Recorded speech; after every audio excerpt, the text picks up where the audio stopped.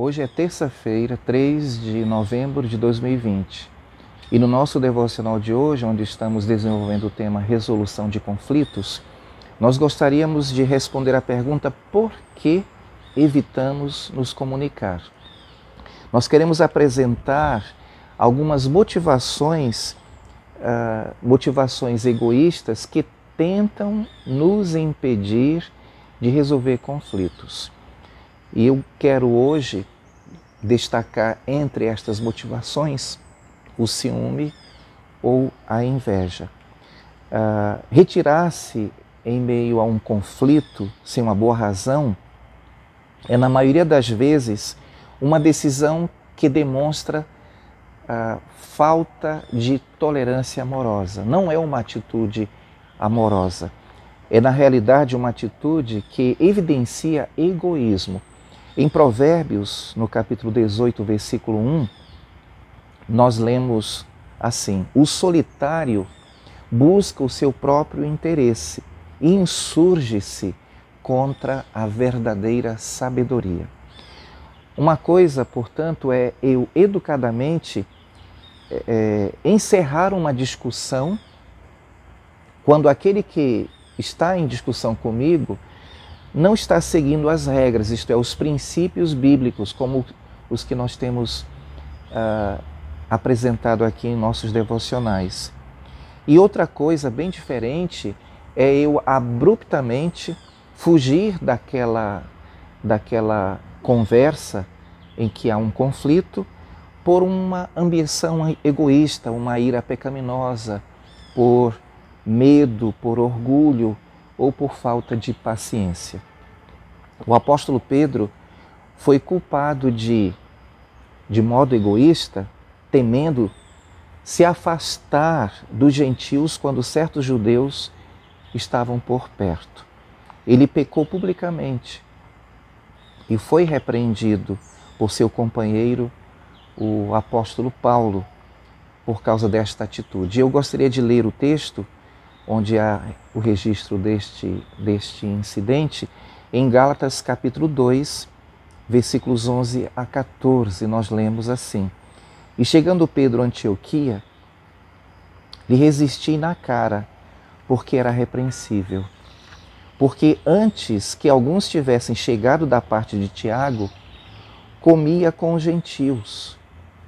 Mas depois que chegaram, se foi retirando e apartou-se deles, temendo os que eram da circuncisão. E os outros judeus também dissimulavam com ele, de maneira que até Barnabé se deixou levar pela sua dissimulação.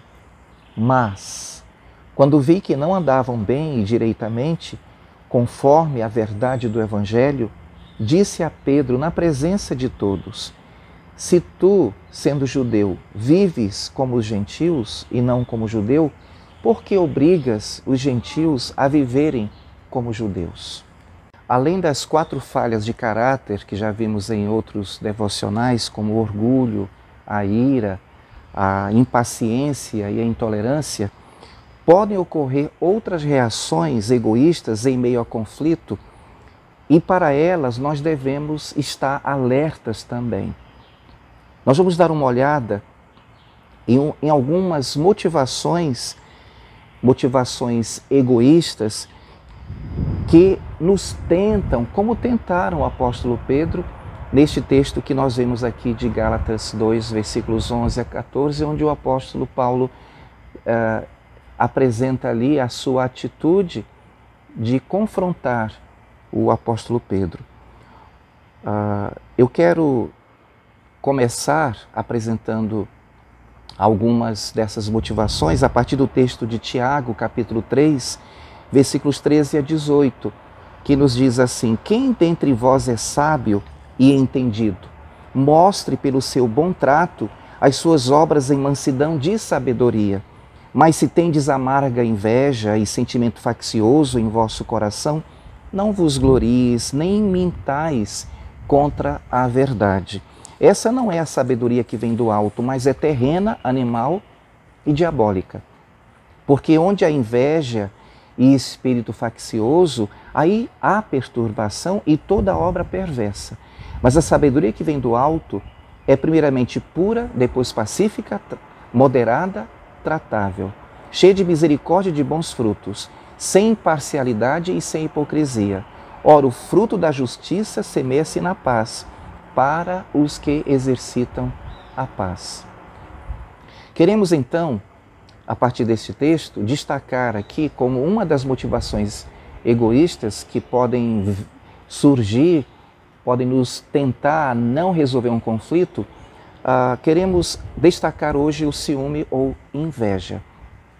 A palavra grega para ciúmes é zelos, de onde vem a nossa palavra em português zeloso. Significa inveja ou ciúme, dependendo de como esta palavra é usada. E qual a diferença entre esses termos? De uma maneira simples, nós poderíamos dizer que inveja é zelo por algo que foi dado a outra pessoa. Ciúme já é um zelo por algo que foi dado a mim. Se eu sou invejoso, eu tenho um zelo egoísta, isto é, cobiçoso, por aquilo que pertence a outra pessoa. Se eu sou ciumento, eu tenho zelo por proteger aquilo que eu penso ser meu. Muito frequentemente é um medo de perder este objeto. Inveja e ciúme, poderíamos dizer que são como os dois lados de uma moeda.